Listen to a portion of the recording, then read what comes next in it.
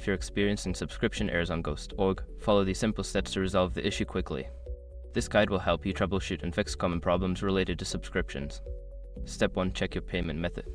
Before filing a refund or dispute, use the srog.com link in the description to open the refund dispute deadline calculator and confirm your deadline. Step 2. Review subscription status. Log into your Ghost.org account and navigate to the subscription management section. Check if your subscription is active or if there are any alerts or notifications regarding your account. Step 3. Clear browser cache. Sometimes cache data can cause issues. Clear your browser's cache and cookies, then restart the browser and try accessing your Ghost.org account again. Step 4. Update payment information. If your payment method has changed, update your billing information in your Ghost.org account. Make sure to save the changes and check if the subscription error persists. Step 5. Contact support.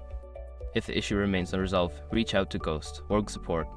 Provide them with detailed information about the error, including any error messages you received, to expedite the troubleshooting process. By following these steps, you should be able to resolve subscription errors on Ghost.org efficiently. If problems continue, don't hesitate to seek further assistance from support.